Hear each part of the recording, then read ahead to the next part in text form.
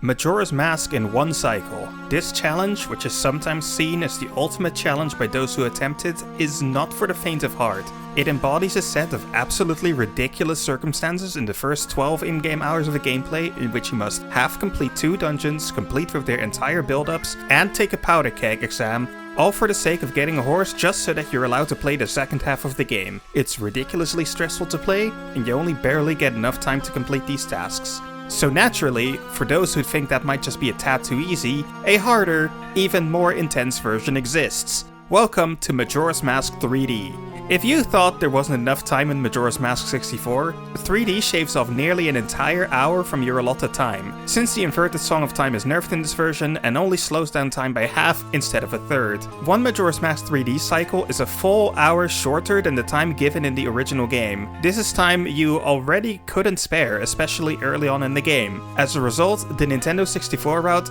will simply not work here. Instead, a new route has to be created, one that exploits the fact that Majora's Mask 3D is not just a remaster, but a full remake to our advantage. Just like before in 64, glitches are banned, but exploits are allowed. The first cycle, often called the Deku cycle, is not counted as a generally accepted rule among people who try this challenge, as the passage of time speed is increased and you cannot do most of anything without glitches. But aside from the Ocarina, Deku Mask, and Magic Meter, basically the bare necessities to get out of the Deku cycle to begin with, I am not allowed to bring anything from this cycle. Not even the owl statue that auto-triggers if you get close is activated. With my nerfs steeled, it's time to head into the expert mode edition of the ultimate Majora's Mask challenge.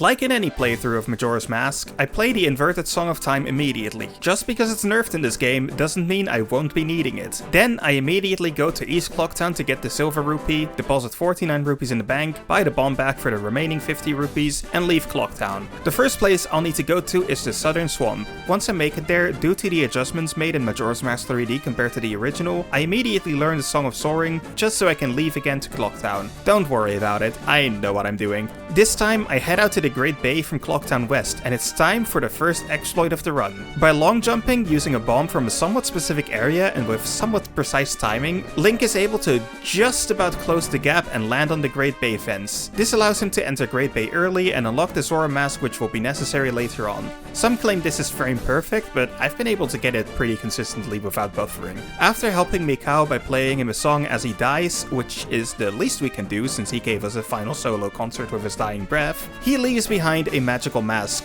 which Link can use to turn into a Zora. You know what? It feels wrong to have this so early. Activate the owl statue for later, so that I can return here at any point, and then back to the Southern Swamp. Deku Link is incredibly slow in the 3DS version compared to the Nintendo 64 version, so I use Zora Link and simply just walk through the water to save a lot of time right there. Find Kome by going left, right, forward, left in the Woods of Mystery, a place that is basically just a Termin and Lost Woods. Then, since we don't have medicine for her yet, we have to leave her behind. We gotta tell Kotake about her injured sister. Kotake gives us a red potion, which I will definitely put to good use, but we don't really have time to go help Kome, so sorry Kome. Maybe another day. Hello? Back to Clocktown, this time the north exit. It's not even 10 AM yet and I'm already going to my third region of Termina. In Majora's Mask 3D, you're able to side hop or backflip onto the wall right here, which has Link slide up the side, for some reason. Use that to walk past the ice. I used the bombs we purchased for the original intent, that is blowing up things that aren't Link's body, and make my way to the mountain village. Don't forget to pick up the statue along the way. I head to the Goron shrine and talk to the child whose crying can make the entire population's ears go numb, then go to the floating cave. Hold on, Link has something to show you. Ah yes! He found a stick. Very neat. I make it into the floating cave with help from the owl because after all this time I still haven't memorized the locations of these invisible blocks. It seems I'm a bad gamer. Lens of Truth acquired. Take that to witness the ghost of the Goron hero Damani. And this time I don't follow him and just warp to the mountain village and get to his grave on my own. Get his mask, use it to get the spring water out. Unfortunately I don't have an empty bottle, only one that already contains some red potion meant for Kome.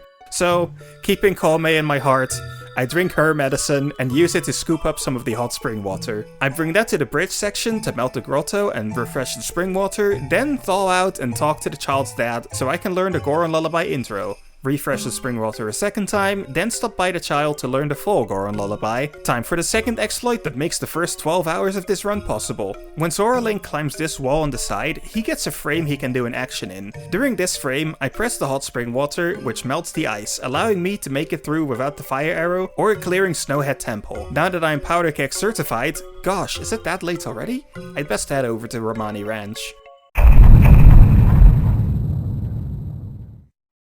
Breaking the boulder with the powder keg, I finally find my horse after a grueling half hour of weird sequence breaking and, well, Romani put me on the horse. But I don't have a bow, so Romani, mind lending me yours? No? Okay. I guess I'll just stand here for 2 minutes straight then. I am so very happy that the clock is paused during this segment, sheesh. Romani seems disappointed in me, but decides to teach me Epona's song anyway. Next, since it's still daytime and I have a horse now, I decide to take care of the Gorman race. Pretty easy one, it's necessary to get into Eonaegis Canyon, so I might as well take care of it while I'm here at the Milk Road. Garo Mask received. Next, let's go back to the Southern Swamp to get the Sonata of Awakening and prepare for the first night. Kome is still... yeah, okay. And I don't have the potion anymore. So, since I don't get to ride the boat, I use the Zorafin boomerang to kill the big Octorok and make my way to the Deku Palace through the poison on my own. Once at the entrance of the Deku Palace, don't go in. Instead, slowly hop over to the right side. Majora's Mask 3D added a shortcut to the bean cellar on the right, which allows me to skip the stealth portion. I'm not sure what the point of the gardens is now, but I'll take it. This helps a lot right now. Get the free bean and one magic bean for later, ride the magic bean plant to the upper gardens and traverse them all the way to the monkey's cage. The monkey tells me to cut the rope, so I grab my sword and... I grab my sword and... Wait. Where the heck is my sword? I think I dropped my sword somewhere, but where?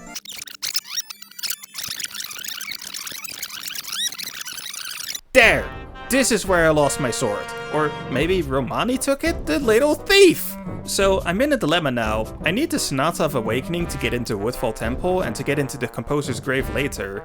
And without a sword, well, let's say this monkey isn't ready to accept alternatives, despite the fact that the sword literally won't work anyway. After messing around a bit, I eventually realized that this run, despite being on great pace, is unfortunately dead. Because I did not think Romani would actually steal my sword. What is her problem?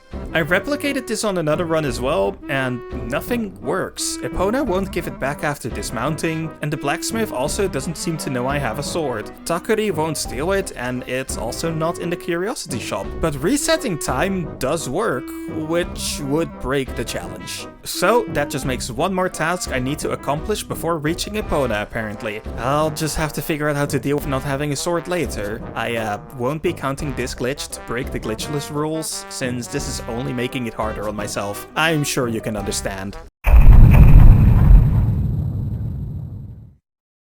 Alright, here we go again. Silver Rupee. This time I only deposit 39 rupees to ensure I have enough for the magic bean. Southern Swamp. I decided to just swim to Kome this time to save the trip back. Time difference is pretty minimal anyway. Back to West Clocktown. Boom! Get it in 2 tries again. Zora Mask. Sorry for skipping past your segment, Mikau. You're the best though. Hop on the wall. Wah! Yes, Link, I know you found a stick. Very cool. Lens. Whoops. I slipped. Goron Mask, potentially stinky water, he can't remember the song, whoops. Child sings me a song, Zora Link must have a cold forehead right now. Boom! Forklift certified, wait no. Oh no, Squidward died. Beans! Hey monkey, guess what I brought this time? Whew!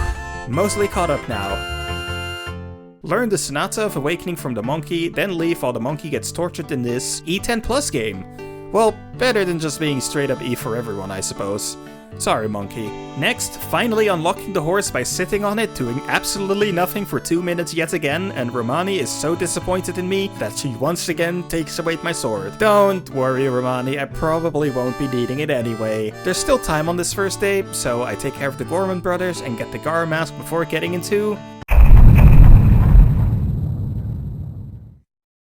Woodfall Temple, a pretty standard experience actually.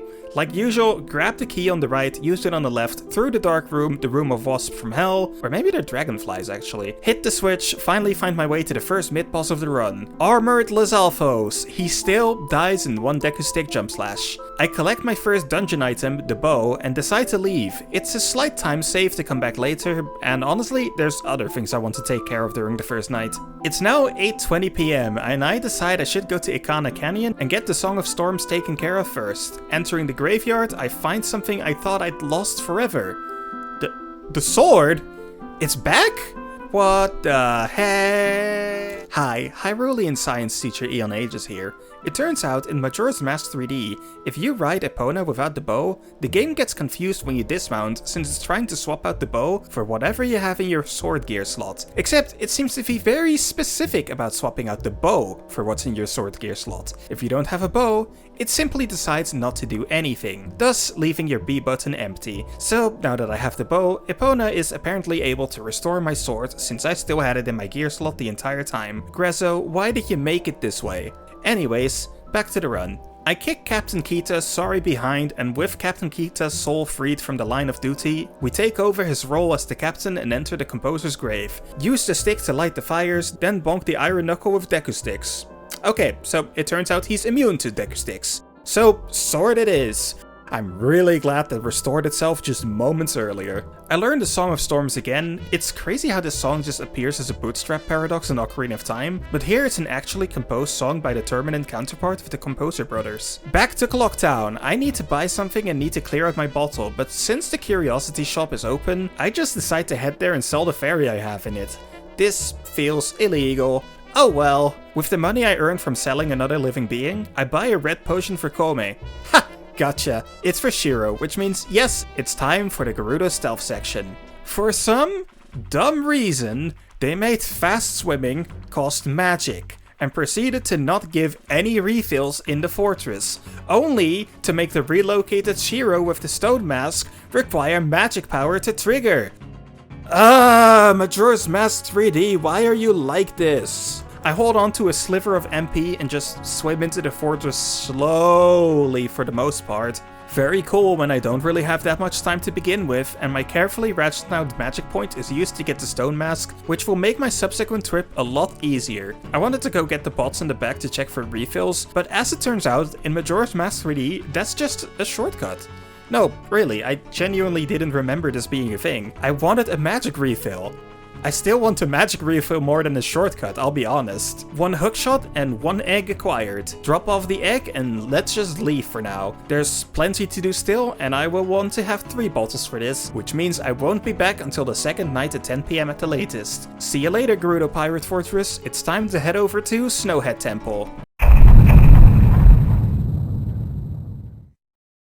I soar back to the mountain village and make my way to the Snowhead Temple. I already have the lullaby, so yeah, bye big boy. Once inside, I go into the right door, jump the gap, and take the door on my left to reach the central pillar room, go into the other available door, then grab the key and soar back to the entrance. From there, take the left door this time, all the way into the Goron pounding puzzle room, which I skip using a long jump to save some extra time, and also because I really don't like this puzzle. Next up, Wizrobe, one of many in this game. Pelt him with arrows from the corner, and you're good to go. Now that I have fire arrows, I jump back down to snipe some torches with him and raise the central pillar. Then I go back to the start yet again, follow the left side path again, but this time abuse the fact I already have the hookshot by just going zip. Who cares about figuring out what the correct path is when you can have a hookshot, really? Punch the pillars, get all the way to the top, then use the Deku Flower to just jump to the second mid-boss, which is a second Wizrobe. What a creative dungeon this is. Sure glad they reworked all the main bosses and none of the mid-bosses. The first boss of the run, masked mechanical monster Goat. He has gained a massive eyeball that I must pelt with arrows once he's knocked down, and that's basically the boss. In this rework, they basically just added one extra step. I grab my prizes and learn the Oath to Order from the first of 4 giants and triumphantly return Spring back to the Snowhead region. 1 out of 4. What time is it? Oh, jeez, it's already 7:25 AM. After beating Snowhead, my first order of business is to go on a bottle run. So I do the Goron race, which I almost lose. It's definitely harder in this version. What the heck, Grezzo? Then the Beaver race in the Great Bay area, which is awful. dull in this version compared to the original, I won't lie. With 2 more bottles in hand, a quick look at the time suggests I don't really have any pressing tasks right now, so I figure I should just go take care of Woodfall Temple. That's a pretty short task after all. Quickly firing the fire arrow in the middle room for later, then fight the mid-boss for the boss key. Pew pew pew, he is down. Thanks to the fire arrow, I can immediately take this boss key to the door it belongs to, and I skip basically half the room by using the hookshot to my advantage again. I don't think they intended for me to use these torches like this, but oh well. Fun fact, I never even picked up nuts until now. Odoa's boss change is stupid. You just pelt him with nuts as a deku and then hit the big eyeball repeatedly. Do that 3 times and victory is yours. What an absurdly lame boss. He doesn't even try swinging his sword. Heart container, remains, giant, back to Clocktown. Back in Clocktown, I deposit some of my rupees in case I need them later, then buy a powder keg since I'll be needing that where I'm going next. Yep, it's time for Ikana Canyon. On the way, I also steal a fish from the supermarket and go into the hidden cow grotto to grab the milk. The last 3 requirements I'll need are a Deku Nut, Bomb, and Magic Bean, all of which have been pre-prepared in some way. Enter with the Garo Mask and Hookshot and... I promise this is all intentional. Yeah, let's go with that. So for this next part, we need ice arrows. Psych, just long jump it.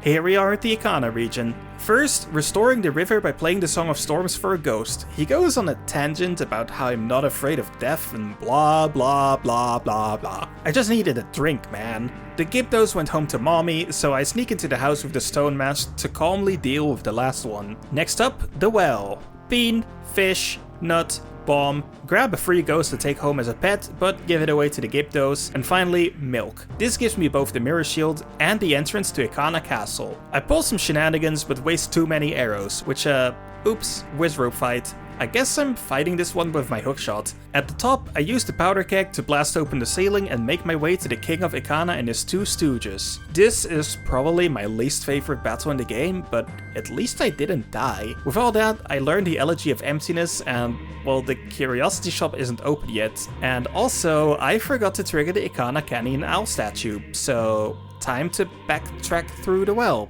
Oops. I managed to climb up to the Stone Tower Temple and get to the owl statue so I can return here later once I actually go through with the temple itself. I have to actually go back to the Curiosity Shop and clear out that 1 bottle I got. With the gold dust sold, I finally have my 3rd bottle, which means begrudgingly going back to the Gerudo Pirate Fortress, aka my least favorite place in Majora's Mask. This time though, I brought magic I can use, so I swam there a little faster. Plus with the hookshot shortcut the 3D version added, I make my way into the fortress a lot easier, and with the stone mask I picked up earlier, I basically just get to ignore everything. Neat.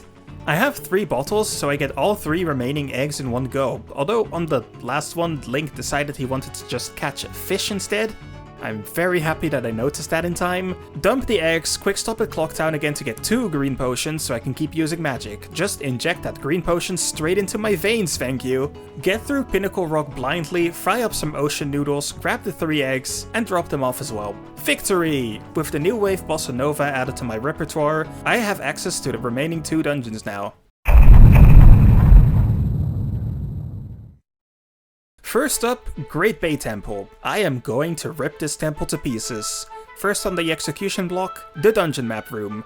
Normally, you would need ice arrows to get to the room in the back, which allows the red pipe to flow through, but a long jump takes care of that. Once inside the room, I perform a gainer, a quirk of the system that automatically faces Link towards a wall he's close enough to, instead of making him just face it. So if you target the wall again fast enough, and glues him to the wall while backflipping, allowing him to grab the ledge. If this feels too much like cheating to you, you can also use the Choo-Choo to damage boost onto there as a Goron. Next, a long jump classic to skip getting the boss key. For the next step, I need to start the flow of water in the red pipe in this room. Once again, a long jump takes care of getting there. This trick is overpowered in the Great Bay Temple. Back in the entrance room, I can now use the red pipe to reverse the flow of water and get into the second set of rooms. Once here, I just go straight to the boss door, skipping getting the ice arrows and doing the rest of the dungeon, thanks to yet another long jump. Poor Great Bay Temple, it never stood a chance. Georg's phase 1, pelt him with arrows until he gives up. I also tackle him a little bit with swimming. I struggle a bit like I usually do with phase 2, until it finally clicks how this fight works. It's actually a lot simpler than I thought. You You just swim towards where he stops, untie the closest bomb, then get close so he tries to suck you in. That's it. I can't believe I only just now properly figured it out. How did I ever beat the 3DS version, actually? Moreover, why did I think I could beat it in one cycle? Georg is defeated at 12:17 PM, giving me just about 18 hours to finish the game. Final stop, Stone Tower Temple. I've already done the climb, so I can just head straight there. The first part of Stone Tower Temple is just regular gameplay. It takes me a few in-game hours, but you know, that's Majora's Mask for you. Fight the Garo Master, who is a much better fight than the literal swordsman boss fight in the Dolwa, but then again, so was Armored Lizalfos in the same dungeon, and he died in one stick jump slash.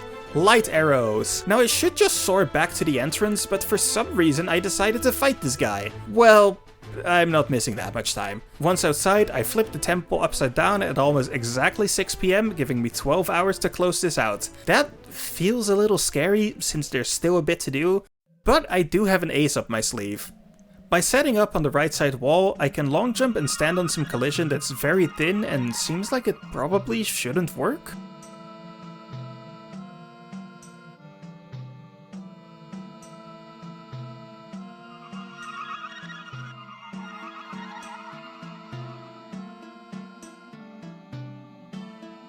This allows me to hit the end switch and, with some careful timing, damage boost away from whatever this pounding thing is called. I am currently inverting the inverted Stone Tower Temple. I go into the door on the left and into this room full of those very same pounders and die for it, but hey, there's a key.